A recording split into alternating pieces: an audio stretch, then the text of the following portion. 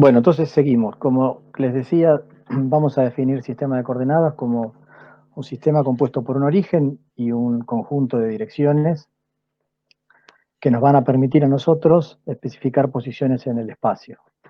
Si definimos un sistema de dos ejes perpendiculares como estos que están acá, X e Y, voy a poder referenciar posiciones en el plano. Si necesito especificar posiciones en el espacio, tendré que definir un eje más. En general, los ejes van a tener un nombre, que se lo vamos a dar con una letra, en general X y Z,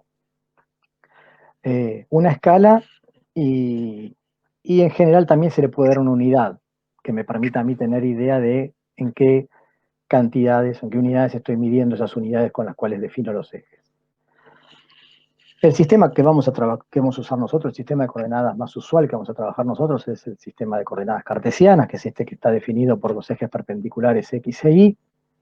En general el X define la dirección horizontal y define la dirección vertical. Me permite referenciar un plano cuando trabajamos en dos dimensiones, y lo que hace es dividir el plano en cuatro cuadrantes: primero, segundo, tercero y cuarto, ¿no? Se cuentan en el sentido antihorario, empezando con el de las dos componentes positivas.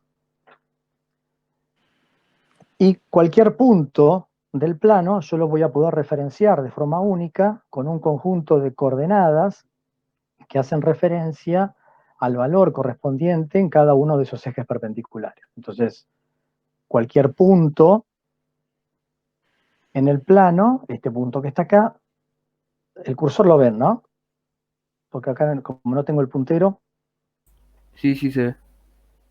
este punto que está acá, yo para referenciarlo lo que tengo que hacer es ver a qué coordenada en el eje X corresponde, entonces contar en este caso cuadraditos, que son 4, y a qué coordenada en el eje Y corresponde, cuántos cuadraditos, que son 3.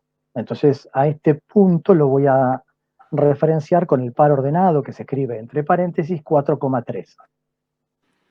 Este punto que está acá, fíjense que lo que tengo que hacer es contar cuadraditos, como en este caso me estoy moviendo hacia la izquierda de lo que sería el 0, ¿no? Del origen de coordenadas que está acá. Este representa el origen, representa el punto 0, 0.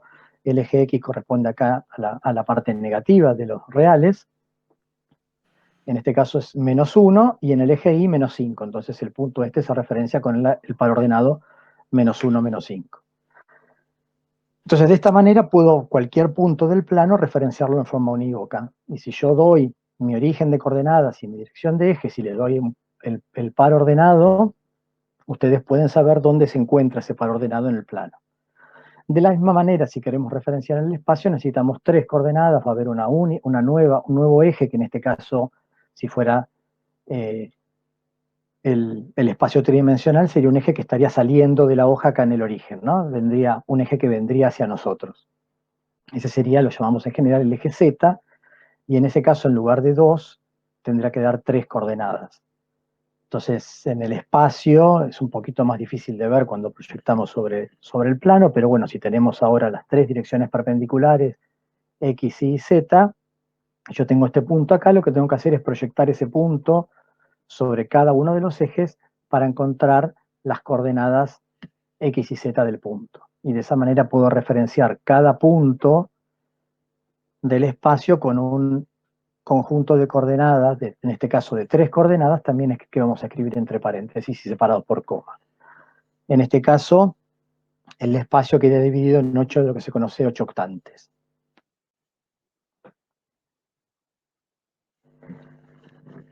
Una forma alternativa que vamos a tener de referenciar a un punto en el plano va a ser a través de otro sistema de coordenadas que se conoce como coordenadas polares. Es un sistema que vamos a usar bastante, entonces es importante que lo recordemos. En el sistema de coordenadas polares, las dos coordenadas que usamos para referenciar cualquier punto en el espacio no son sus coordenadas cartesianas, sino que son dos coordenadas que dependen del ángulo que forma el radio, es decir, el punto, la recta que va, o la línea que va desde el origen hasta el punto, y el eje X positivo medido siempre en el sentido antihorario. Entonces, para determinar las coordenadas polares, lo que tengo que hacer es trazar una línea desde el origen hasta el punto.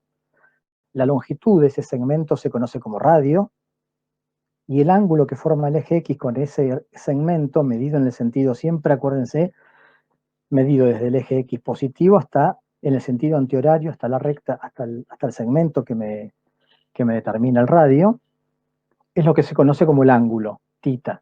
Entonces, el par ordenado que me determina este punto en el sistema de coordenadas polares es el punto Rθ. Y este conjunto de coordenadas ahora polares Rθ es equivalente al sistema de coordenadas cartesiano XY, a las coordenadas. O sea, son dos formas alternativas de dar la misma información.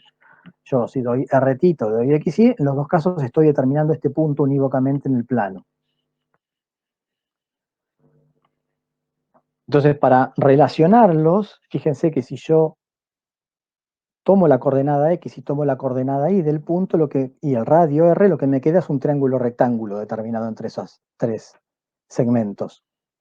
Entonces podemos hacer trigonometría para relacionar las coordenadas cartesianas con las coordenadas polares, ¿no? Porque si este es el ángulo θ, sabemos que el seno de θ es igual al cateto opuesto dividido la hipotenusa. En este caso el cateto opuesto es la coordenada Y, la hipotenusa es el radio, y el coseno de este ángulo θ es el cateto adyacente dividido la hipotenusa, o sea, X sobre R. Si despejamos de acá las coordenadas cartesianas, tenemos que X es R coseno de θ y es R seno de θ. Entonces, si yo tengo las coordenadas polares de un punto, puedo obtener fácilmente las coordenadas cartesianas con esta equivalencia que está acá. A su vez, si yo divido, fíjense que si yo divido esto, seno sobre coseno me da la tangente, R se simplifica y esto me queda que tangente de θ es Y sobre X. Y si yo elevo al cuadrado estas dos expresiones y las sumo, obtengo que X cuadrado más Y cuadrado es igual a R cuadrado, factor común de seno cuadrado más coseno cuadrado, que es 1. Si paso la raíz cuadrada al otro lado, me queda, paso el cuadrado, digo, como es cuadrado al otro lado, me queda que R es raíz de X cuadrado más Y cuadrado. Es decir, que si yo tengo las coordenadas cartesianas, puedo obtener las coordenadas polares del punto a través de estas igualdades. Entonces, hay una forma de ir y venir con las coordenadas cartesianas y las coordenadas polares muy sencilla, simplemente aplicando trigonometría. Por ahí son muy básicas estas cosas, pero son importantes recordarlas porque después yo esas cosas las voy a usar cotidianamente, entonces no quiero que estemos volviendo sobre estos temas y nos estemos un poco distrayendo de la física para volver a recordar estas cosas. Entonces, ahora que tenemos claro qué es un sistema de coordenadas y cómo se representa un punto en los diferentes sistemas de coordenadas, vamos a empezar a hablar del otro tema importante que tenemos en la clase de hoy, el más importante, y es el de vectores. Ya a partir de la clase que viene van a ver que vamos a empezar a hablar de un montón de cantidades que son cantidades que se conocen como cantidades vectoriales. O sea, están representadas por un vector. Son cantidades un poquito más complejas que los escalares, que son el otro tipo de cantidad con la que tratamos. Cuando hablamos de vectores vamos a hablar de cosas un poquito más complejas, que no se definen simplemente con un número, sino que se van a definir a través de tres propiedades. Los vectores se van a definir a través de su dirección, que está determinado por la recta en la cual está contenida el vector, su sentido, que va a estar determinado por el origen y el extremo de ese vector, y por el módulo, que está determinado por la longitud del vector. Entonces, a diferencia de lo que son los escalares, que están determinados por una única cantidad numérica, los vectores están determinados por tres cantidades: su módulo, su dirección y su sentido. Vamos a trabajar nosotros con lo que se conoce como vectores geométricos o vectores euclidianos, ¿sí? Y los vamos a utilizar para representar diferentes cantidades físicas. Cuando hablemos de la velocidad en la clase que viene, empecemos a hablar de cinemática. Cuando hablemos de la posición, esas cantidades van a ser vectores, no van a ser escalares. Cuando hablemos de fuerzas, cuando empecemos a ver las leyes de Newton, esas cantidades van a ver que son vectores. Entonces es importante que recordemos que tienen que estar definidas por estas tres cantidades, que ahora vamos a desarrollar y vamos a explicar un poquito más. La forma de simbolizar a un vector es a través de una letra en general, una letra mayúscula con una flechita arriba. Entonces, cuando yo quiero hablar de un vector, es importante que lo defina bien. Si yo quiero hablar del vector A, entonces lo que tengo que hacer es escribir la letra A con una flechita arriba. Esa flechita arriba a mí me da la idea de lo que estoy hablando es un vector, no es un escalar. También en los libros lo van a encontrar muchas veces que está puesto como una letra en negrita, ¿sí? Sin la flechita arriba. Yo en general siempre voy a usar la notación esta de la flecha. Y es importante que ustedes también se acostumbren a usarla. Y de que cada vez que escriban un vector, le pongan la flecha para que sepamos que están hablando del vector. Gráficamente, el vector se representa como una flecha que va a estar determinada por dos puntos, su origen y su extremo. Vamos a hacer una línea que los une y voy a poner una flechita en el extremo. Donde está la punta de flecha. En el extremo va a estar la punta de la flecha. Entonces esa va a ser la forma de representar gráficamente un vector. Y para nombrarlo voy a poner la letra siempre con esa flechita arriba.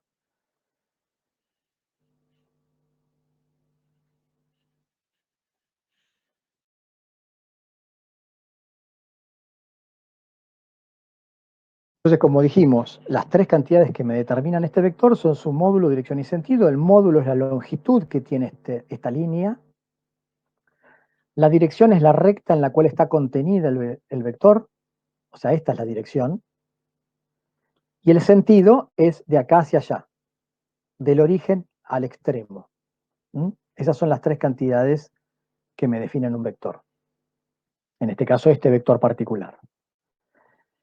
¿Cuándo vamos a decir que dos vectores son iguales? Bueno, justamente cuando sus tres componentes, sus tres características son iguales, cuando tienen igual dirección, igual módulo, igual sentido. Estos dos vectores que están dibujados acá son dos vectores iguales. Si bien no están unos encima del otro, los dos tienen el mismo módulo, o sea, la longitud del vector es la misma. La dirección es la misma porque están contenidos en rectas paralelas. O sea, la recta en la cual están contenidas no es que tenga que ser esta única, sino que lo que importa es la inclinación, digamos, que esa recta tiene en el sistema de coordenadas que estamos definiendo. Y el sentido también es el mismo, porque este vector va de acá hacia allá y este vector también tiene el origen acá y el extremo acá. Entonces, no es necesario que coincidan en su posición espacial, lo que sí, que estén contenidos en la misma recta, que tengan el mismo sentido y que su longitud, si yo agarro una regla y mido cuánto mide esta línea de acá hasta acá, la longitud es la misma. Entonces, en ese caso, los dos vectores son iguales. Van a ser paralelos cuando tengan la misma dirección, pero su sentido o su módulo sea diferente. En particular diremos que los vectores son paralelos cuando el sentido es el mismo y antiparalelos cuando el sentido es diferente. Es decir, están contenidos en la misma recta, pero el sentido en el cual apunta la recta en un caso es distinto al que apunta en el otro para los antiparalelos. En el caso de los paralelos, los dos apuntan en el mismo sentido. Y vamos a decir que dos vectores son perpendiculares cuando estén contenidos en rectas que son perpendiculares entre ellos. Entonces este está contenido en esta recta, este vector está contenido en una recta que es perpendicular a la del otro, en ese caso los dos vectores son perpendiculares.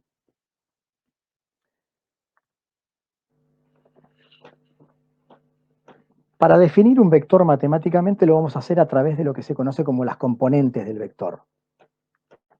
Las componentes del vector van a ser números que voy a obtener a partir de la posición del origen y del extremo del vector. Y me van a permitir definir las tres propiedades del mismo, es decir, su dirección, su módulo y su sentido en el sistema de coordenadas determinado en el cual estemos trabajando. Entonces, en general, a un vector lo voy a definir como un conjunto de componentes escritas entre paréntesis y separadas por comas. Como vamos a trabajar en general en el espacio tridimensional, voy a necesitar tres componentes para definir el vector. A veces nos vamos a limitar a trabajar en el plano, entonces puede ser que me alcance simplemente con dos componentes para definirlo. Pero en general, vivimos en un mundo tridimensional y todos los vectores tienen que tener 3 componentes. Estas componentes del vector van a estar definidas a partir de las componentes cartesianas del punto que me determina el origen y del punto que me determina el extremo del vector. Entonces, fíjense este vector que está acá, el vector A. Esto es tridimensional, imagínense que estoy en el espacio, entonces este punto O tiene coordenadas cartesianas O sub X, O sub Y, O sub Z, estas las obtengo de proyectar este punto sobre los 3 ejes perpendiculares de mi sistema de coordenadas cartesiano, y el punto P, o sea, el extremo del vector, también tiene 3 coordenadas cartesianas, P sub X, P sub Y y P sub Z. Las componentes del vector A las obtengo de restar las componentes cartesianas en cada una de las direcciones del punto extremo al punto origen. O sea que A sub X, la componente en X del vector, es P sub X menos O sub X, A sub Y es P sub Y menos O sub Y, y A sub Z es P sub Z menos O sub Z. De esta manera obtengo lo que se conoce como las componentes del vector A. Fíjense que lo que estoy haciendo de alguna manera es trasladando este vector al origen de coordenadas, porque al restarle las componentes del extremo, las componentes del origen, perdón, a las componentes del extremo, lo que estoy haciendo es trasladar este vector y ponerlo como si su origen estuviera en el origen de coordenadas. Por eso en general cuando trabajemos con los vectores siempre los vamos a poner en un origen común, y ese origen común va a ser el origen de coordenadas. Si yo al vector lo pongo en el origen de coordenadas, directamente las componentes del vector se corresponden con las componentes del extremo. Porque si el origen está en el origen de coordenadas, esto es 0, 0, 0, y cuando al extremo le resto 0, 0, 0, las componentes A sub X son igual a P sub X, A sub Y es P sub Y, A sub Z es P sub Z. ¿Sí? Entonces, en general, lo que hacemos es, para determinar las componentes de un vector cartesianas, es trasladar el vector y poner el origen del vector en el origen de coordenadas y buscar las coordenadas cartesianas del extremo. Y de esa manera el vector queda determinado. Entonces siempre vamos a trabajar con estas coordenadas cartesianas del vector. La forma de definir un vector en general va a ser a través de estas coordenadas cartesianas que me definen las componentes del extremo cuando su origen está en el origen de coordenadas.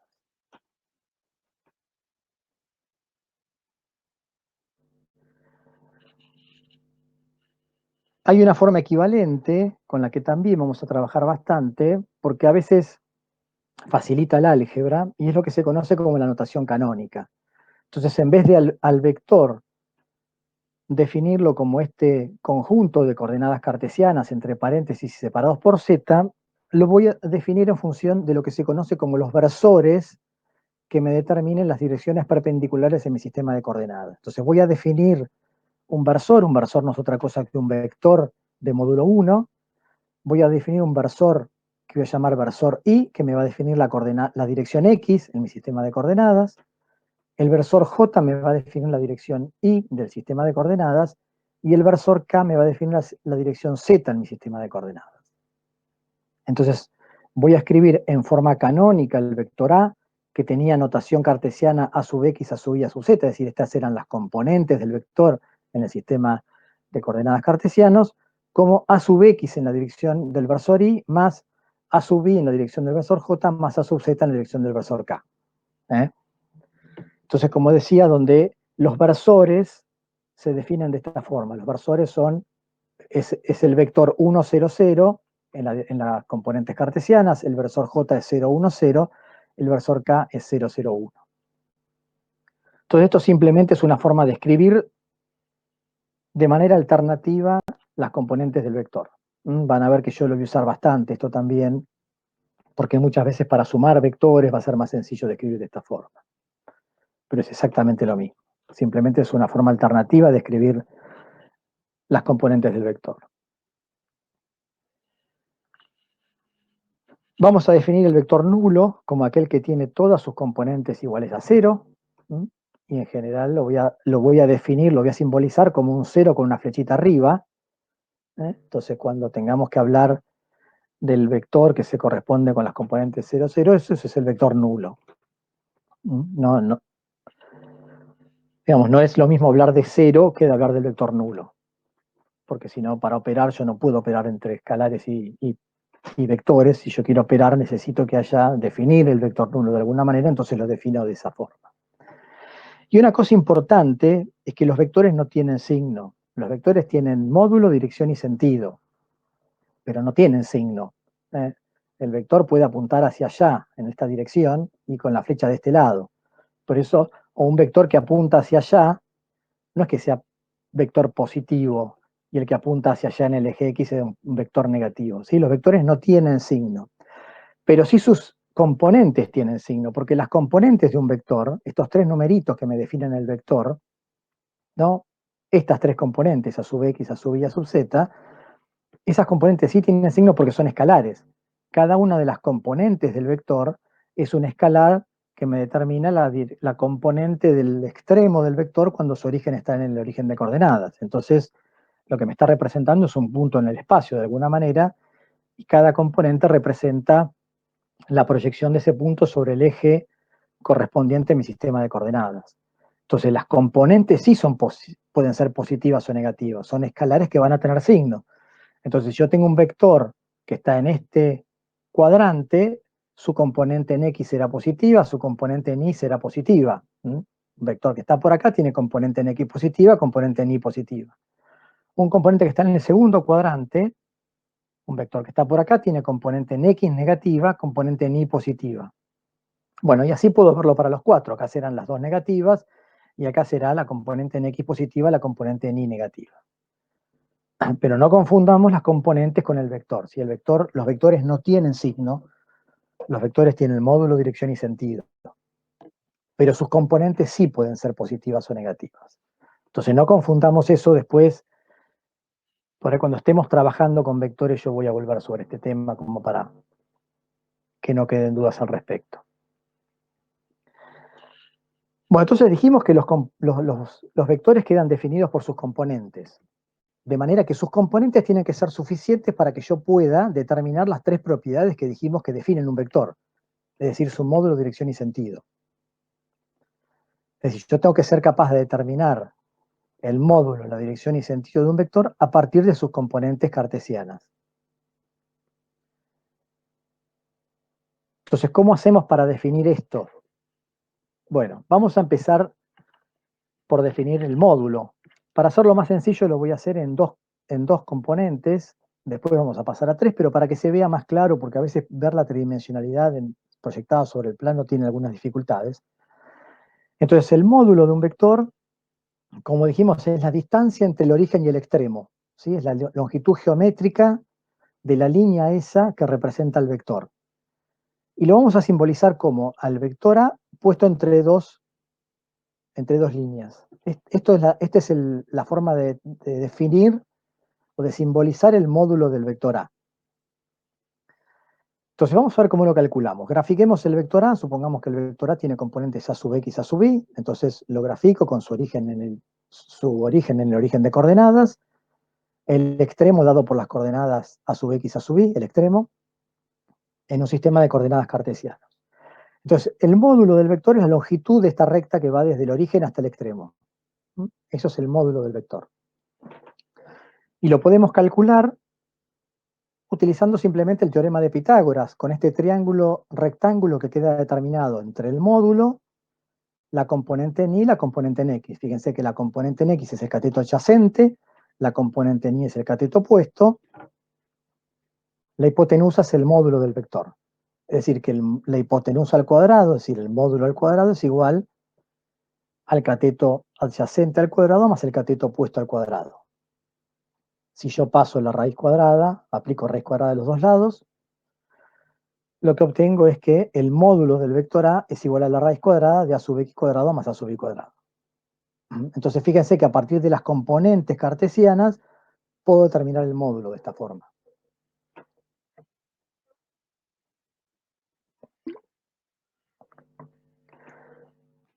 De la misma manera lo podemos hacer en un sistema de coordenadas tridimensionales donde tengamos un vector así definido con tres componentes.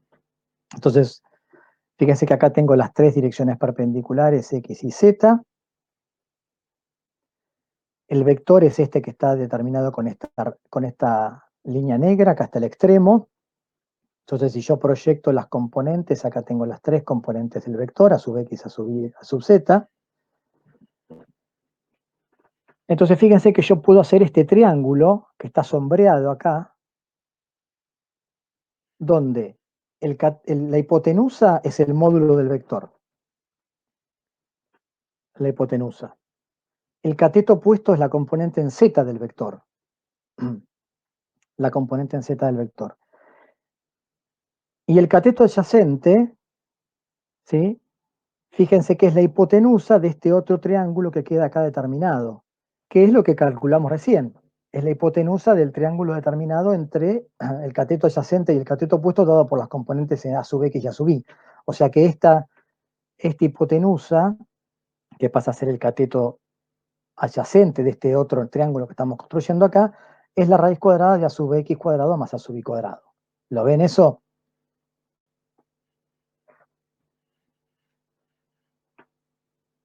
Si nadie dice que no, voy a suponer que sí. Pero si no, aprieten el botoncito, Sí, sí, activen el micrófono y contéstenme. Si hay alguna duda para que yo no siga, ¿sí? Porque si no, yo sigo. Entonces yo me puedo construir este triángulo donde ya conozco cuáles son el cateto adyacente, el cateto opuesto y la hipotenusa, y lo que me interesa a mí conocer justamente es la hipotenusa, que es el módulo del vector. Entonces puedo aplicar Pitágoras nuevamente. La hipotenusa al cuadrado será igual a la suma al cuadrado de los dos catetos, en este caso a sub x cuadrado más a sub y cuadrado, raíz cuadrada, todo al cuadrado, que es el cateto adyacente, más el cateto opuesto, que es la componente en z del vector.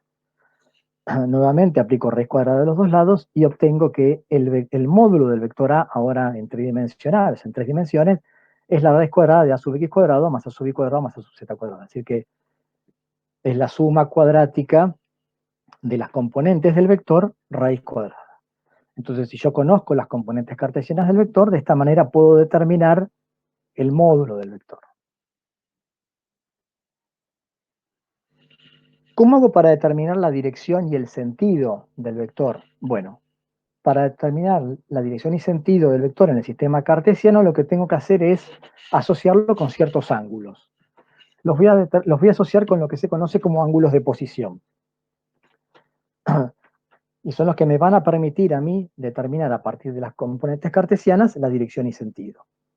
Entonces hay dos ángulos de posición que están determinados por las letras griegas tita y psi, y se definen de la siguiente manera. El ángulo tita se mide desde el eje z positivo hacia el vector, y va entre 0 y pi. Entonces fíjense que el ángulo es este que está acá. Si este es el vector, yo lo que hago es tomar desde el eje z positivo hacia el vector. Y ese es el ángulo tita. Fíjense que va entre 0 y pi porque a lo sumo voy a llegar hasta pi, nunca voy a superar de pi, ¿no? Hacia donde esté el vector, me va a alcanzar con definirlo entre 0 y pi, apuntando hacia donde esté el vector. Siempre si apunta para acá, lo voy a medir así. Y el ángulo psi se mide en el plano XY, desde el eje X positivo hacia la proyección del vector sobre el plano XY. Entonces fíjense que acá tengo el plano XY, este es el vector X, lo que hago es proyectar el vector sobre el plano XY. Fíjense que lo que estoy haciendo es construyendo el mismo triángulo que habíamos construido hoy, este que está acá. Esto que está acá es la proyección del vector sobre el plano XY. Y lo que hago es tomar el ángulo desde el eje X positivo hacia el vector. Y ese ángulo sí va entre 0 y 2pi, porque dependiendo dónde esté el vector, la proyección me puede quedar de este lado. Entonces yo siempre lo tengo que medir en el sentido que va desde el eje X hacia el eje Y positivo. Entonces si el vector está por acá, la proyección está de este lado, o sea, en lo que sería el cuarto cuadrante, tengo que medir toda la vuelta. Por eso el eje psi, el ángulo psi va entre 0 y 2pi.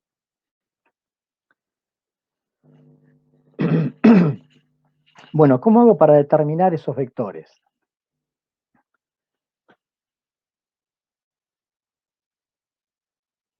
Para determinar el ángulo psi del vector a sub x, a sub y, a sub z, vamos a utilizar el triángulo este que está dibujado acá.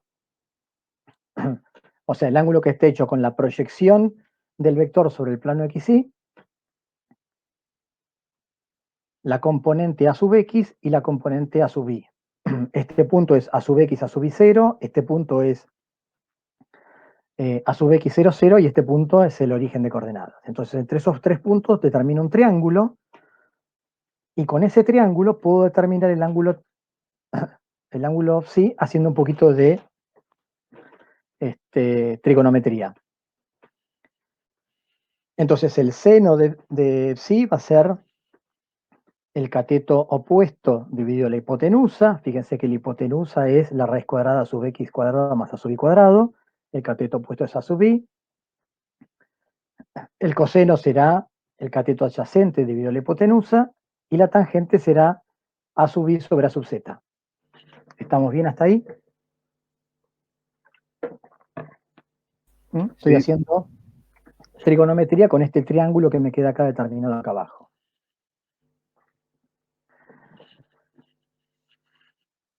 Para determinar el ángulo θ, lo que voy a hacer es algo parecido, trigonometría, con este triángulo que me queda acá, determinado por este punto 0, 0 a sub z, el extremo del vector a sub x a sub y a sub z y el origen de coordenadas. Entonces, si hacemos trigonometría con ese triángulo, el ángulo determinado es el ángulo θ, que es el que me interesa determinar a mí. Y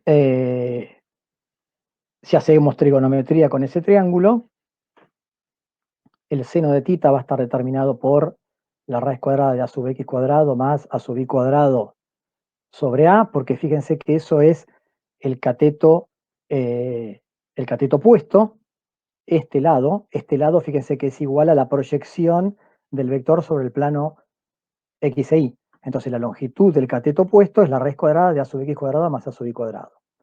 La hipotenusa es el módulo del vector, o sea, la raíz cuadrada de a sub x cuadrado más a sub y cuadrado más a sub z cuadrado, lo voy a escribir simplemente como el módulo del vector.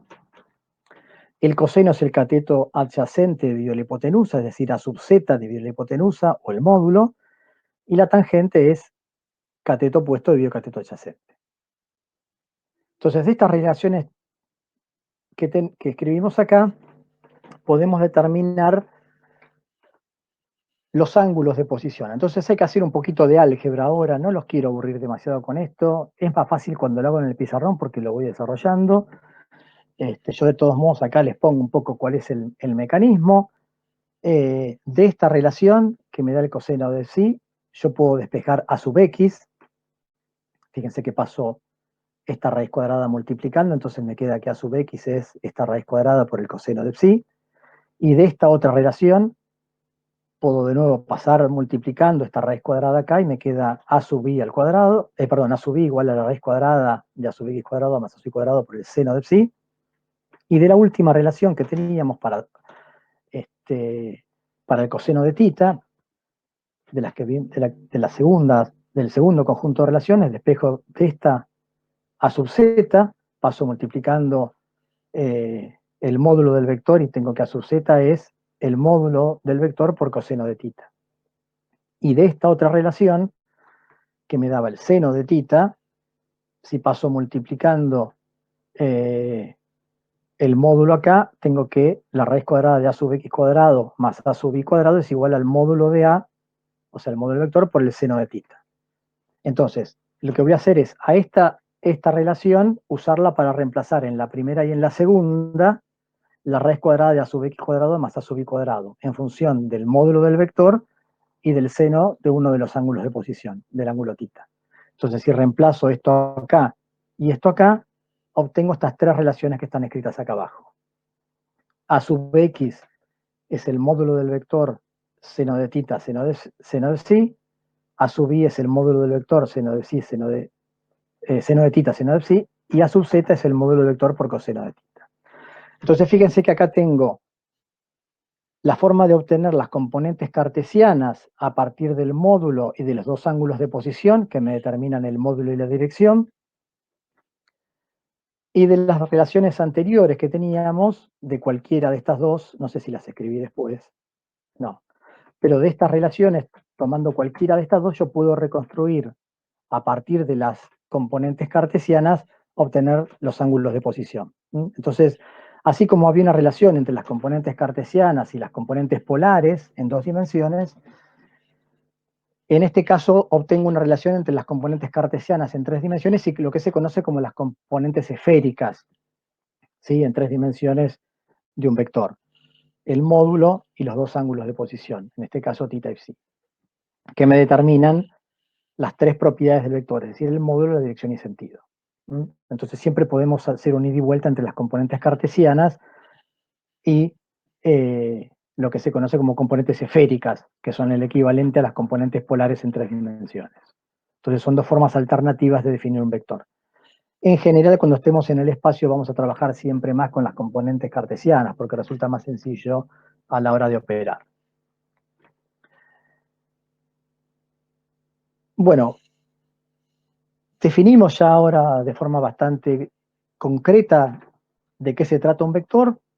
Lo que tenemos que hacer ahora es aprender a operar con vectores.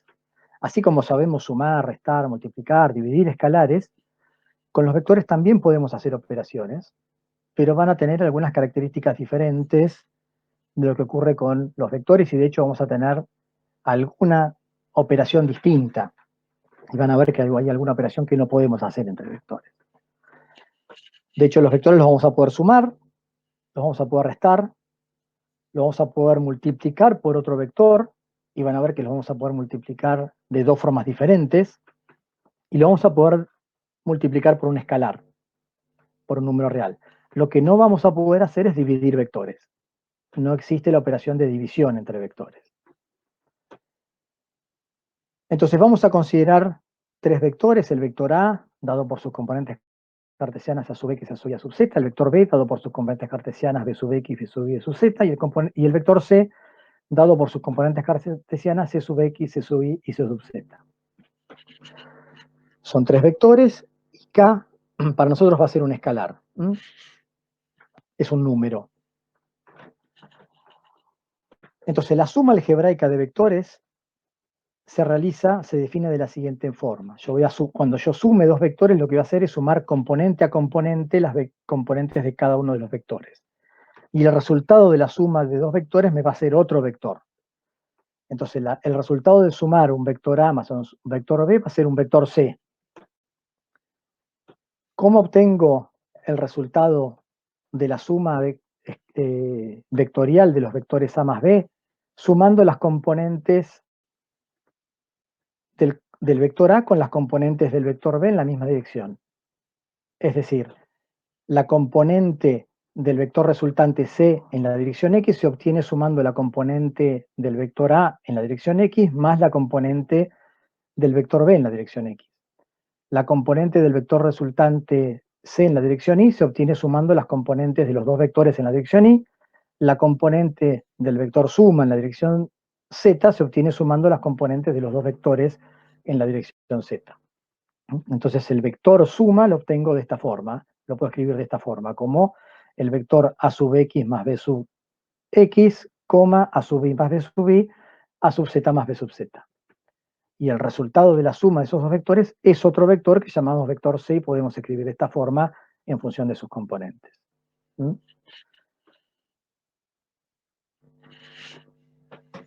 Cuando sumamos algebraicamente 2 vectores, puedo sumarlos también en forma gráfica. La representación gráfica de la suma de vectores sigue lo que se conoce como la ley del paralelogramo.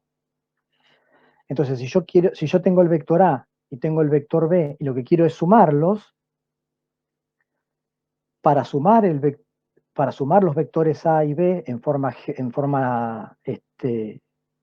gráfica, lo que tengo que hacer es trazar una recta paralela al vector A desde el extremo de B y trazar una recta paralela a B desde el extremo del A. El punto en el que se intersectan esos dos me da el extremo del vector C, es decir, el extremo del vector suma. El origen es el origen común de los 2 vectores y lo que tengo que hacer es trazar la recta que los une y el extremo, o sea, la flecha, en el punto de intersección de esas 2 rectas. Esto que queda determinado acá es el vector suma, o sea, el vector C. vector A más B. Fíjense que se conoce como regla del paralelogramo porque lo que me queda determinado acá entre el vector AB y esas dos rectas paralelas que tracé es un paralelogramo. En el plano es más fácil de ver, en el espacio, bueno, hay que tener un poquito más de imaginación de cómo se proyectan estas cosas sobre dos dimensiones, pero fíjense que es exactamente lo mismo, ¿no? Si yo tengo el vector A que va hacia acá y el vector B, lo que hago es, sobre el plano determinado por los vectores A y B, trazar una recta paralela a A desde el extremo de B, una recta paralela a B desde el extremo de A, y en la intersección de esas dos rectas está el extremo del vector suma C. Para encontrar el vector, lo que hago es trazar después la recta desde el origen hasta ese extremo. Entonces, esa regla del paralelogramo me permite realizar la suma algebraica entre vectores de forma gráfica. Son equivalentes a hacerlo en forma algebraica, como lo vimos recién, sumando componente a componente, o hacerlo en forma gráfica, como esta que hicimos acá.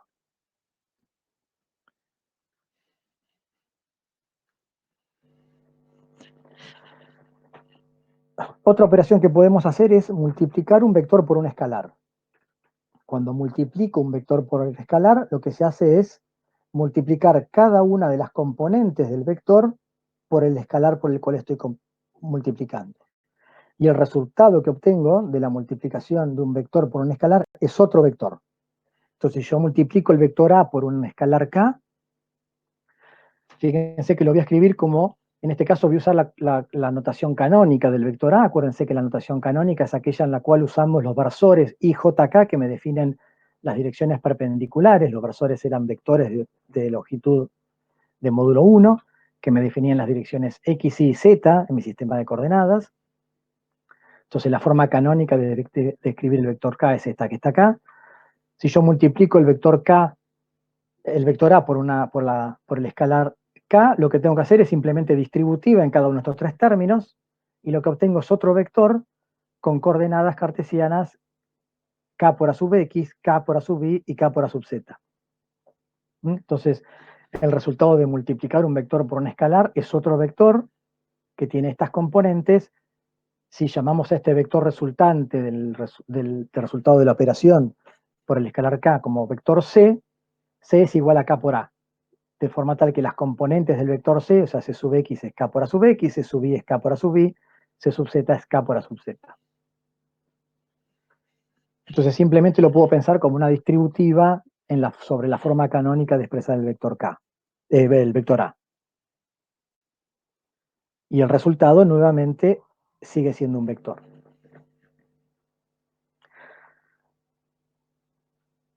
Fíjense que cuando multiplico un vector por un escalar, el resultado que obtengo es otro vector que es paralelo a. El multiplicar un vector por un escalar no me modifica la dirección del vector. Me puede modificar el módulo, me puede modificar el sentido, pero no me puede modificar la dirección. La dirección va a quedar inalterada. Dependiendo cuál sea el valor de K, va a ser cómo cambian el módulo y el sentido del vector. Si K es mayor que 1, el vector va a aumentar el módulo, porque el módulo de K por A va a ser mayor que el módulo de A. Yo estas demostraciones no las voy a hacer, son muy sencillas. Algunas demostraciones de estas propiedades de operaciones van a estar en la práctica, pero bueno, son más de una clase de álgebra, entonces no quiero perder tiempo en las demostraciones de estas propiedades, simplemente se las presento para que las tengan presentes.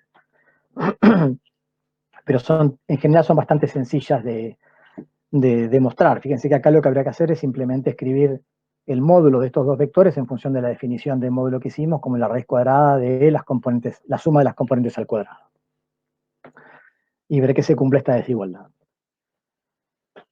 Si K está entre 0 y 1, el vector disminuye su módulo, o sea que el módulo de K por A es menor que el módulo de K, pero mantiene su sentido. Si K está entre menos 1 y 0, el vector resultante de la operación de multiplicar A por el escalar K disminuye el módulo, o sea, el vector C que obtenemos del producto de hacer K por A tiene un módulo menor que el módulo de A, y además cambia el sentido, porque como estoy multiplicando por un escalar A, ahora el sentido del vector cambia. Fíjense que yo no hablo del signo del vector, ¿no? Hablo del sentido.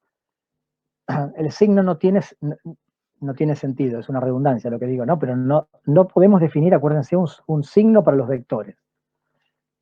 Si bien acá el signo del vector me está haciendo un cambio sobre el vector, el cambio lo hace sobre el sentido del vector, no sobre el signo del vector. Yo no puedo hablar del signo de un vector, ¿sí? Los escalares tienen signo, las componentes del vector tienen signo. Los vectores no tienen signo, los vectores tienen módulo, dirección y sentido. Y si k es menor que -1, el vector aumenta su módulo y cambia su sentido. Entonces esta es la forma en la que tengo de modificar las propiedades del vector con un escalar. Su módulo y su sentido, dependiendo del valor de k, no puedo modificar su dirección. Otra operación que podemos hacer entre vectores es la resta de vectores, resta algebraica entre vectores. Para eso lo que vamos a hacer es definir el vector opuesto. El vector opuesto a lo voy a definir como menos a. Y se obtiene de multiplicar a por el escalar -1. ¿Sí? Si yo multiplico a por el escalar -1, lo que obtengo es lo que se conoce como el opuesto de a. El opuesto de a, fíjense que es un vector que va a tener el mismo módulo que a, pero sentido opuesto. Porque estoy multiplicando por un escalar negativo. Entonces el sentido del vector cambia. Cuando multiplicaba por un escalar negativo, el sentido del vector cambiaba. Pero como multiplico por un escalar de módulo 1, el módulo del vector no cambia. Entonces el opuesto de a es menos a y va a tener componentes menos a sub x, menos a sub y menos a sub z, porque acuérdense que multiplicar por un escalar equivalía a multiplicar cada una de las componentes del vector por el escalar. Entonces, como dije, a y menos a tienen el mismo módulo, tienen igual dirección, porque multiplicar por un escalar no altera la dirección, pero sentido opuesto. Es decir, que son vectores antiparalelos. Acuérdense que eso fue la definición que dimos de vectores antiparalelos. Aquellos que tenían igual dirección, pero sentido opuesto. Entonces, con esta definición, vamos a definir la resta entre los dos vectores a y b. Si yo lo que quiero es restar los dos vectores a y b, la resta de a y b es equivalente a la suma de a con el opuesto de b. La resta de a menos b es la suma entre a y el opuesto de b. Fíjense que si ahora aplicamos la propiedad de suma entre vectores, es la suma componente a componente en cada una de las direcciones perpendiculares. Entonces, yo como ahora estoy sumando y yo ya definí cómo era la suma anteriormente, lo que tengo que hacer es la componente en x del vector suma es a sub x más esta componente que está acá, o sea que me queda a sub x menos b sub x. La componente en y es la suma de esta componente con esta componente, me queda a sub y menos b sub y. Y la componente en z del vector suma es a sub x más esta componente que es menos b sub z, entonces, a sub z más esta componente, eso es a sub z menos b sub z. Entonces vemos que la resta entre dos vectores me da como resultado otro vector c, cuyas componentes serán igual a sub x menos b sub x, a sub y menos b sub y, a sub z menos b sub z.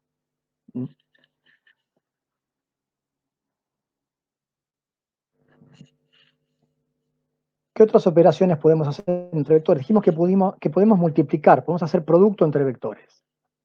Entonces acá tenemos que hacer una salvedad, porque va a haber una diferencia a lo que ocurre con los escalares. Que multiplicar dos escalares, hay una única forma de multiplicarlos. Cuando multiplicamos vectores, fíjense que ya podemos multiplicar un escalar por un vector. Pero además podemos hacer el producto entre vectores. Y cuando hagamos el producto entre vectores, vamos a tener que diferenciar entre dos tipos de productos. Por un lado vamos a tener el producto escalar y por otro lado el producto vectorial. La diferencia va a estar dada en que el primero, el producto escalar, me va a dar como resultado no un vector sino un escalar, por eso su nombre, el producto escalar entre dos vectores da como resultado un escalar y no un vector, mientras que el producto vectorial entre dos vectores sí me va a dar como resultado un vector. Entonces, definamos primero lo que es el producto escalar. El producto escalar entre dos vectores A y B se escribe como A.B, ¿sí? Muchas veces este punto se puede obviar, pero no está mal escribirlo para que quede claro que lo que estamos haciendo es un producto escalar entre estos dos vectores. Y se define como la suma componente a componente. Entonces el producto escalar de A por B da como resultado la suma de los productos componente a componente en cada una de las direcciones perpendiculares de los dos vectores. O sea, A sub X por B sub X más A sub Y por B sub Y más A sub Z por B sub Z. Fíjense que esta suma, como lo que estoy haciendo acá es multiplicando escalares y sumando escalares, lo que obtengo como resultado del producto escalar entre dos vectores es un escalar, es un número. No me da un vector como resultado. El producto escalar entre dos vectores es conmutativo, es decir, que A escalar B es igual a B escalar A. Es distributivo con respecto a la suma y a la resta. A escalar B más menos C es igual a escalar B más menos A escalar C. De nuevo, estas propiedades son muy sencillas de demostrar, yo no lo voy a hacer, es propio de una clase de álgebra. Lo que me interesa es que conozcan las propiedades, más allá de sus demostraciones, que se pueden hacer y son muy sencillas, y de hecho algunas creo que están pedidas en la práctica. Y el producto escalar de un vector consigo mismo es igual al cuadrado de su módulo. Entonces una forma de definir el módulo de un vector es haciendo el producto escalar de un vector con su, un producto escalar de un vector consigo mismo. El producto escalar de A consigo mismo me da el módulo de A al cuadrado. Y se escribe de esta forma, ¿no? También se puede escribir de esta forma. También muy sencillo de demostrar, simplemente fíjense que si reemplazo acá B por el vector A, lo que obtengo son las componentes del vector A en la dirección X al cuadrado, más la componente Y al cuadrado, más la componente Z al cuadrado, que es el cuadrado del vector A. La demostración es casi trivial.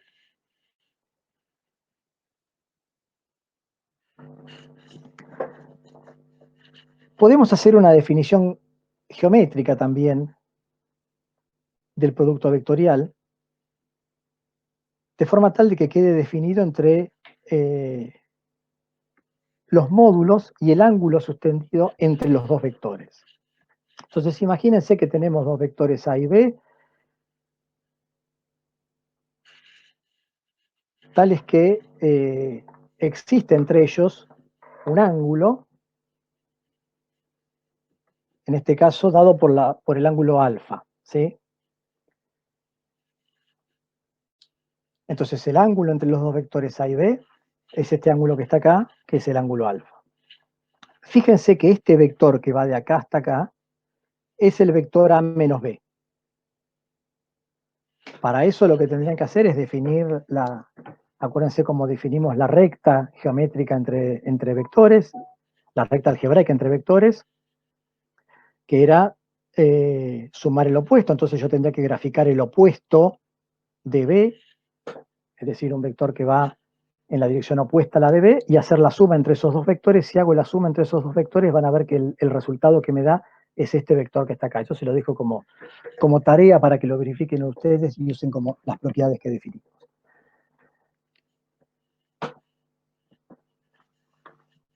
Entonces podemos usar algo que no sé si recordarán de trigonometría, que es el teorema del coseno, en este triángulo que está formado acá por los vectores A, B y A menos B. Si yo aplico el teorema de coseno a este triángulo que está acá, yo lo que obtengo de ese teorema es que este cateto es igual al cuadrado, es igual a este cateto al cuadrado, más este cateto al cuadrado, menos 2 veces el cateto A por el cateto B por el coseno del ángulo comprendido entre los dos catetos. ¿Sí? Eso es lo que me define el teorema de coseno. Entonces esto es un resultado geométrico, ¿sí? Que me lo da el teorema del coseno. Y me da una relación entre el ángulo comprendido entre los dos vectores y los módulos de los dos vectores. Y la resta entre ellos. Entonces vamos a construir ahora la resta de acuerdo a la definición que dimos. Acuérdense que la resta algebraica entre dos vectores era la suma de los vectores, la suma del primero con el opuesto del segundo, lo que me terminaba dando como la resta componente a componente. Entonces, el vector A menos B es a sub x menos b sub x, a sub y menos b sub y, a sub z menos b sub z. Un vector con esas componentes. El módulo de este vector será la raíz cuadrada de las componentes al cuadrado, la suma de las componentes al cuadrado. O sea, esto al cuadrado, más esto al cuadrado, más esto al cuadrado, raíz cuadrada. Y si elevo al cuadrado esto, lo que obtengo es que el módulo de a menos b al cuadrado es igual a esto que está acá. ¿Bien? Ahora, fíjense que eso era también lo que teníamos en la definición del teorema de coseno. Fíjense que lo que me quedaba acá era el módulo de la diferencia a menos b al cuadrado. Entonces puedo usar esa relación para escribir esto en forma alternativa. Vamos a desarrollar un poquito esta cuenta que está acá. Lo que voy a hacer ahora es simplemente un poco de álgebra. Voy a desarrollar estos cuadrados que están acá, aplicando, fíjense que estos son, ahora lo que tengo es el cuadrado de un binomio, ¿no? Estos son dos escalares y lo que estoy haciendo es elevando una suma, un binomio al cuadrado. Lo que hago es aplicar la expresión de binomio al cuadrado, es el primero al cuadrado más el doble producto del primero por el segundo, en este caso se me hace negativo porque acá tengo un menos 2 a sub x de sub x, más el segundo al cuadrado, lo mismo para las componentes en y, lo mismo para las componentes en z. Entonces puedo reagrupar ahora todas las componentes del vector al cuadrado, a sub x cuadrado más a sub y cuadrado más a sub z cuadrado, las pongo al principio, más b sub x cuadrado, b sub y cuadrado más b sub z cuadrado, los pongo siguiendo el orden de los términos, y saco factor común menos 2 a los tres términos cruzados que me quedan después. A sub x, b sub x, a sub y, b sub y, más a sub z, b sub z. ¿Sí? Entonces hice un poquito de reordenamiento con esos vectores, perdón, con esa suma, o con esa resta del módulo al cuadrado de estos dos vectores. Y fíjense que lo que tengo acá es a sub x cuadrado más a sub y cuadrado más a sub z cuadrado es el módulo de a al cuadrado, el módulo del vector a al cuadrado. Esto es el módulo del vector b al cuadrado. Entonces lo reescribo como el módulo del vector b al cuadrado. Y esto que tengo acá es menos dos veces, fíjense que a sub x por b sub x más a sub y por b sub y más a sub z por b sub z, esto es lo que definimos como el producto escalar entre a y b. El producto escalar de a por b era la suma de las componentes de cada uno de los vectores en las tres direcciones. O sea que esto lo puedo escribir como menos dos veces el producto escalar de a por b. Entonces tengo que la diferencia, el módulo de la diferencia entre a y b al cuadrado, lo puedo escribir como esta expresión en función de la definición, y a partir del teorema del coseno, lo podía escribir como esta otra forma. Si igualamos ahora estas dos expresiones, fíjense que si yo igualo estas dos cosas, puedo tachar los módulos de los dos vectores porque están de los dos lados y se me cancelan, lo puedo pasar acá restando y acá restando, y lo que me queda es que dos veces el módulo de a por el módulo de b por el coseno del ángulo comprendido entre los dos vectores es igual a menos dos veces a por b. Cancelo el menos 2 de los dos lados, y lo que me queda es una definición alternativa del producto escalar de a por b. Lo que me queda es que el producto escalar de a por b lo puedo escribir como el módulo de a por el módulo de b por el coseno del ángulo comprendido entre los dos vectores. ¿Bien? Entonces, hay un montón de álgebra simplemente en el medio, pero lo que pude es a partir del teorema del coseno y la definición de la resta algebraica entre dos vectores, encontrar una expresión alternativa para el producto escalar entre vectores. El producto escalar se define con esta expresión que está acá, pero también lo puedo escribir, y esto nos va a resultar útil muchas veces, el producto escalar lo puedo escribir en función del módulo de los dos vectores y del coseno del ángulo comprendido entre ellos.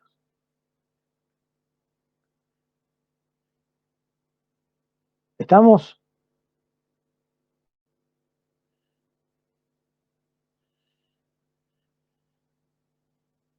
¿Sí? Sí, sí. Están ahí todavía, no se fueron, ¿no? No se aburrieron. Sí, sí, Esta seguimos clase, acá. bueno, es aburrida esta clase, no se lo niego. Es una clase de álgebra. Álgebra es aburrida. Es así. pero tenemos que hacerlo, porque si yo no cuento todo esto acá, cuando empiece a hablar de vectores la clase que viene, vamos a estar teniendo que volver sobre estas cosas y nos vamos a perder de los conceptos de física que nos interesa aprender. Entonces, esto es importante, esto es fundamental, no importante, esto es fundamental que lo manejen bien. El álgebra vectorial la tienen que manejar bien, tienen que sentirse cómodos trabajando con vectores, tienen que entender el concepto de vector, tienen que entender el concepto de componentes de vector y la diferencia entre una componente y un vector, no confundirlas, saber cuándo hablamos de un vector y cuándo hablamos de un escalar, cosas fundamentales. Entonces, hay que bancarla esta clase. Yo lo entiendo, a mí tampoco me divierte ver esto. Mucho más divertido lo que empezaremos a hablar la semana que viene, pero lamentablemente tenemos que pasar por esto un ratito.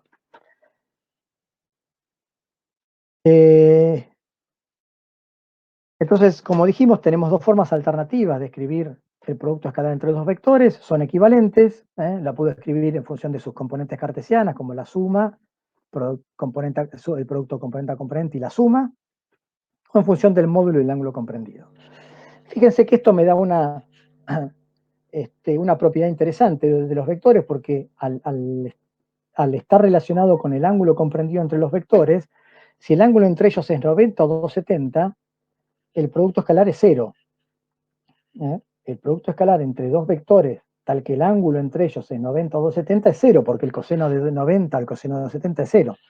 Es decir, que si los vectores son perpendiculares, si A es distinto del vector nulo y B es distinto del vector nulo y A es perpendicular a B, A por B me da 0. El producto escalar entre dos vectores perpendiculares es 0. Y eso es más fácil de ver de esta definición que de esta. Aunque en los dos casos me va a dar exactamente lo mismo, pero esta definición se ve bastante más fácil.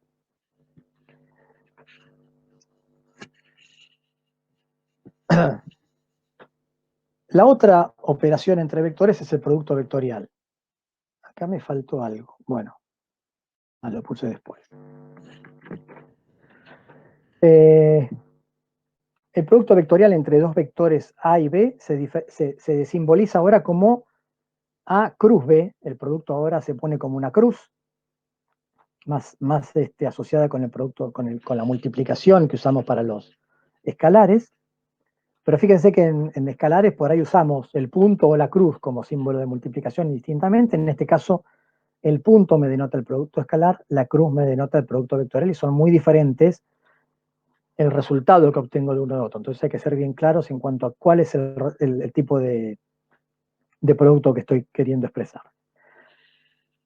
Y el producto vectorial entre dos vectores me da como resultado otro vector, tal que si yo desarrollo el producto vectorial de A por B, el producto de A por B es un producto, es un vector cuyas componentes X y Z están definidas en función de este conjunto de operaciones entre las componentes de los dos vectores involucrados. El resultado de esto lo voy a poner un poquito más adelante, es el resultado de un determinante. Pero en principio está la definición.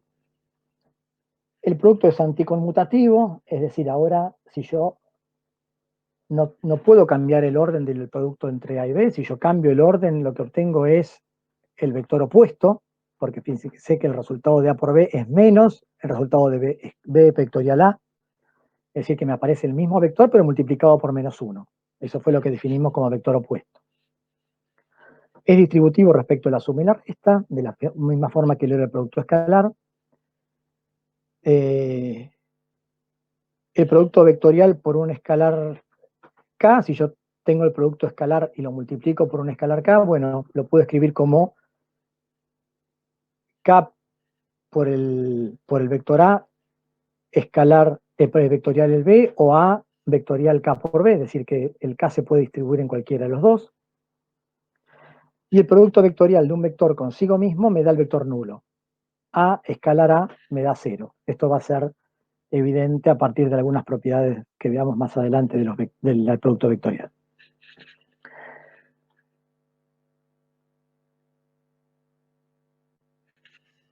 El vector resultante del producto vectorial es perpendicular a los vectores involucrados en el producto. Es decir, si yo realizo el producto vectorial de A por B, lo que obtengo es otro vector. Como vimos, obtengo como resultado un vector, el vector C, y ese vector C es perpendicular a A y es perpendicular a B. El doble producto vectorial, es decir, A vectorial B por C, se puede escribir de esta forma. ¿Sí? Fíjense que acá estoy involucrando el producto escalar en la cuenta. De nuevo, esto se puede demostrar. No lo vamos a hacer.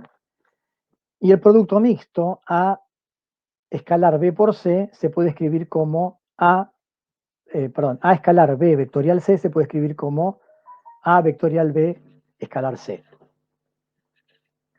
Finalmente, el módulo del producto vectorial de A por B lo puedo escribir así como el producto escalar, ¿se acuerdan que lo escribíamos en función del ángulo comprendido entre los dos vectores?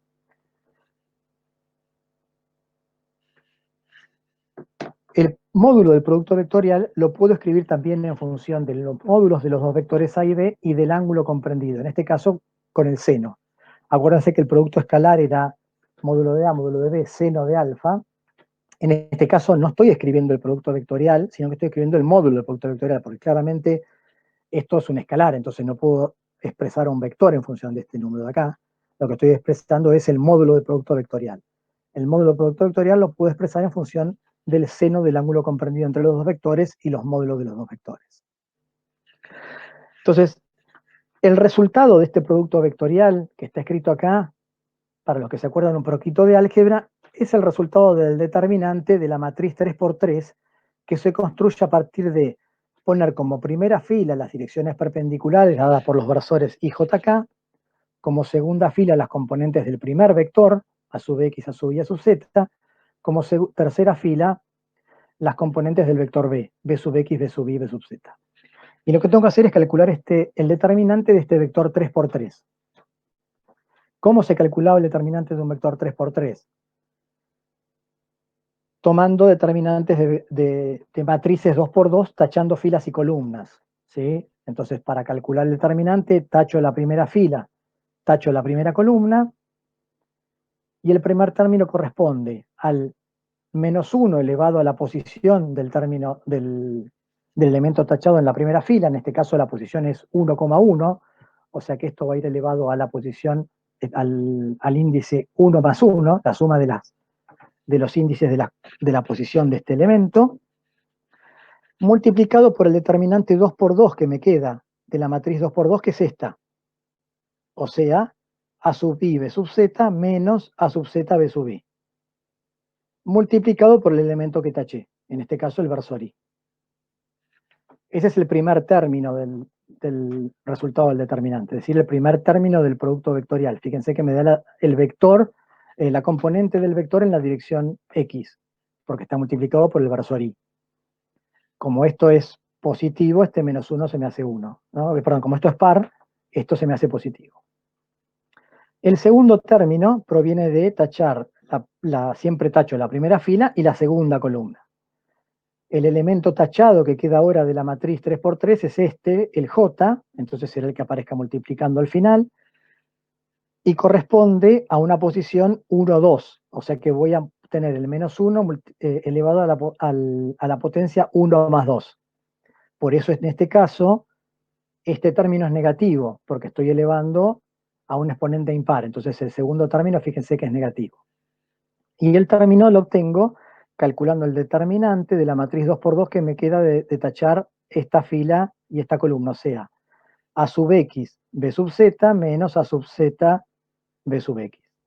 Entonces fíjense que siempre aparecen las componentes del vector en las otras dos direcciones respecto a la cual estoy calculando la componente del resultante, o sea, del vector producto vectorial. En la componente, en la dirección X me aparecían Y y Z, en la componente Y me aparecen X y Z, y en la componente Z me aparecen X e Y. De nuevo, tacho acá, la posición en este caso es 1, 1, 3, o sea, 1 más 3 me da 4, esto es positivo, y el determinante 2×2, A sub X, B sub Y, A sub Y, B sub Z, B sub X, en la dirección K. Entonces ahí tengo un poco desarrollado la expresión del producto vectorial, que es lo que está escrito acá arriba. Como les decía, el producto vectorial me da otro vector que es perpendicular a los dos vectores, es decir, que es perpendicular al plano que me determinan los dos vectores que estoy multiplicando. Entonces, si este es A y este es B, y este es el ángulo comprendido entre ellos, este es el plano que me determinan A y B, el plano en cualquier dirección del espacio, no necesariamente esto es el plano XY, ¿no? A y B puede estar apuntando en cualquier dirección. Como el vector C es perpendicular a A y perpendicular a B, va a ser perpendicular a este plano. Entonces, eso se puede ver fácil si tomamos vectores que estén en las direcciones más sencillas, en las direcciones X e Y a partir de la definición. Fíjense que si A está en la dirección X y B está en la dirección Y, si A está en la dirección X, esto es 0 y esto es 0, y si B está en la dirección Y, esto es 0 y esto es 0. Entonces, de todo esto que está acá, los únicos términos que sobreviven son los del tercer término, porque esto es 0, esto es 0, esto es 0 y esto es 0. Entonces, el producto vectorial tiene solamente componente en la dirección del versor K, es decir, solamente componente Z, justamente perpendicular al plano XY determinado por los dos vectores. Entonces, bien, si bien no es una demostración, porque lo estoy viendo para un caso particular, podemos ver intuitivamente que es cierto esto de que el producto vectorial es perpendicular al plano determinado por los dos vectores. A partir de esta definición de módulo de producto vectorial, podemos ver que si dos vectores son paralelos, es decir, si el ángulo comprendido entre ellos es 0 o 180, paralelos o antiparalelos podríamos decir, su producto vectorial es nulo. Cuando yo hago el producto vectorial entre dos vectores paralelos, su producto vectorial es nulo, porque si el ángulo entre ellos es 0, el seno es 0, por lo tanto el módulo del producto vectorial es 0. Si el módulo del producto vectorial es 0, el resultado del producto vectorial es el vector nulo. Entonces el producto vectorial me da como resultado del vector nulo si los vectores son paralelos o antiparalelos. Y por último, una reglita muy útil que nos va a servir bastante cuando trabajemos con productos vectoriales es, bueno, ¿cómo determino la dirección del producto vectorial entre dos vectores A y B que apuntan en cualquier dirección del espacio? Bueno, para eso lo que usamos es lo que se conoce como la regla de la mano derecha. Para la regla de la mano derecha, yo voy a definir, si yo tengo dos vectores A y B y estoy haciendo el producto vectorial entre esos dos vectores A y B, con el dedo índice la dirección de A, con el dedo mayor la dirección de B, y el pulgar me va a determinar la dirección del vector resultante o del vector producto vectorial A por B. ¿Sí? Entonces fíjense si en este caso la dirección X fuera esta que está acá, la dirección de A fuera esta dirección X, la dirección de B fuera esta dirección Y, el pulgar me apunta hacia arriba. Y esa es la dirección del producto vectorial. Ahora, fíjense que si este dedo, si el vector B apunta hacia allá, ahí tienen que hacer un poquito de contorsionismo y mover la mano, A apunta en el mismo sentido, pero ahora tengo que girar la mano para poder poner a B apuntando hacia allá. Siempre con la mano derecha hagan esto, ¿no? A ver.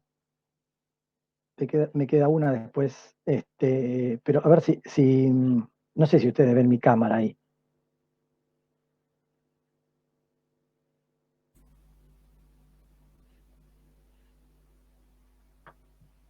No, no se ve la cámara.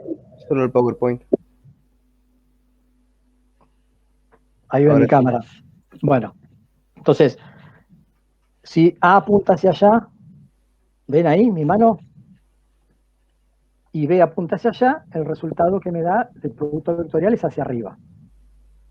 Ahora, supongamos que el vector B, en vez de apuntar hacia acá, apunta en el sentido opuesto. Entonces, para hacer eso, tengo que girar la mano y poner A hacia allá, B hacia allá, y ahora el pulgar apunta hacia abajo. El producto vectorial, cuando yo ahora multiplico por un vector en el sentido opuesto al primero, el producto vectorial lo que hace es cambiar el sentido de la dirección del producto vectorial entre esos dos vectores. Entonces, esto me permite, yo puedo jugar con este triángulo y moverlo en cualquier dirección, para el tetriedro no es un triángulo, de la mano derecha del primer vector, el segundo vector y el resultante. Entonces, si esta apunta hacia allá, esta hacia allá, esta hacia allá, si esta apunta hacia allá, B hacia abajo, el producto vectorial apuntará hacia allá. ¿Sí? Entonces siempre puedo encontrar la dirección del producto vectorial con esta reglita de la mano derecha. Acuérdense siempre de hacerlo con la mano derecha. Si lo hacen con la mano izquierda, les va, a mí me pasaba, yo soy zurdo y muchas veces me confundía y lo hacía con la mano izquierda. Hay que hacerlo con la mano derecha. Si lo hacen con la mano izquierda, les va a dar el sentido opuesto.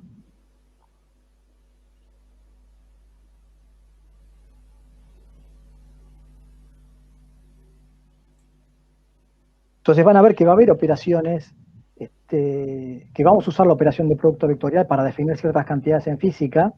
Entonces es importante que esto lo tengamos presente de cuando querramos entender, bueno, cuál es el resultado de hacer un producto vectorial y hacia dónde apunta ese resultado.